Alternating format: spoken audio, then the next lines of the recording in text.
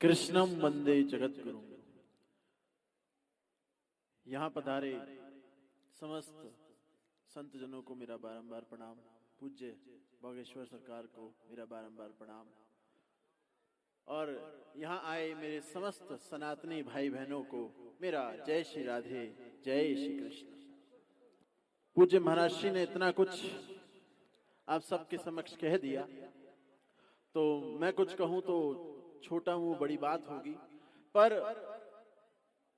हमारे सनातन धर्म के कुछ स्तंभ हैं।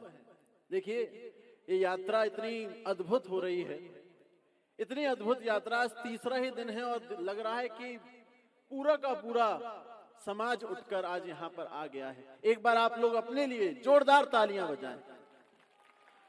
जो रात के 12 बजे तक भी आप लोग बैठे हुए हैं और इस सभा को आप सुन रहे हैं, बहुत बहुत आप सब तारीफ के एक पात्र हैं। और ऐसी यात्रा, जैसे महाराज श्री ने कहा कि आजाद भारत में आज तक ऐसी यात्रा नहीं हुई।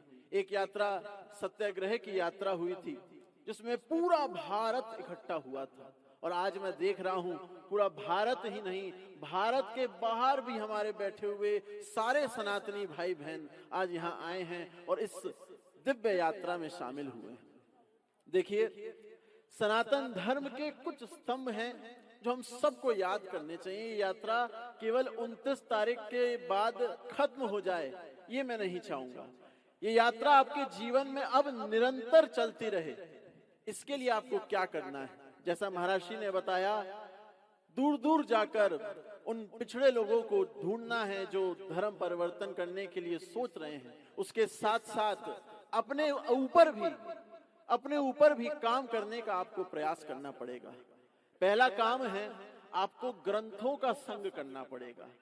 सत ग्रंथों का संग करिए, भागवत का संग करिए, भगवत गीता का संग करिए, रामायण का संग करिए। देखिए,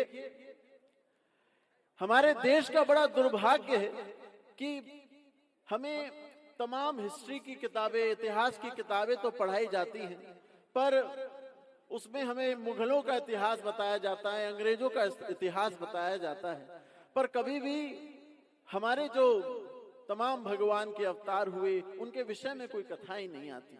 तो वही हमारा इतिहास है, उसको जानने का आप प्रयास करिए, उन ग्रंथों को आप समझने का प्रयास करिए, संतों का संग करिए। दूसरा स्तंभ क्या है हमारे सनातन धर्म का? संतों का संग करिए। पूज्य महाराज श्री का आपको सानिध्य मिल रहा है, इससे अच्छी बात नहीं हो सकती, पर यह सानिध्य जीवन पर्यंत तक रहे, ऐसा आप प्रयास करिए। और तीसरा, गौ माता की आप सेवा करिए। देखिए, गौ माता के कारण ही हमारे देश को आजादी मिली थी। देखो, 1857 का जो युद्ध हुआ था, पहला जो हमारे लिए स्वतंत्रता संग्राम हुआ था, तो उसमें मूल जड़ स्वतंत्रता संग्राम की क्या थी?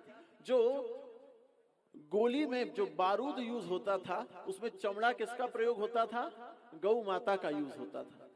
तो उसी के द्वारा सनातनी धर्मियों ने उस समय इस बात को उठाया और आज इसी कारण से हम अंग्रेजों से आजाद हो पाए। तो गौ माता एक मूल कारण है हमारी आजादी का। तो इन तीन स्तंभों को आप अवश्य ध्यान रखें, ग्रंथों का संग करें, संतों का संग करें और गौ माता की अवश्य सेवा करें। इन तीन बातों को अगर आप ध्यान रखेंगे तो आप अपने आप सनातनी बन जाएंगे। और जैसे हम भागवत में पढ़ते हैं, नारद जी का कहना था, गेहे गेहे जने जने, मैं घर घर तक, जन जन तक भक्ति का प्रचार करूंगा। ऐसा ही मुहिम पूज्य हमारे सरकार ने उठाई है, जो घर घर में जाकर आप सबके अंदर वो सनातनी जो बीज तो है उसको अंकुरित करने का आप सबके अंदर काम कर रहे हैं। ऐसे महाराज श्री के चरणों में बारंबार प्रणाम, पूज्य बालाजी के चरणों में बारंबार प्रणाम। और आप सभी को जय श्री राधे, जय श्री कृष्ण। भारत माता की जय, राष्ट्र हिंदू की जय। इसी के साथ मैं अपनी वाणी को विराम देता हूं।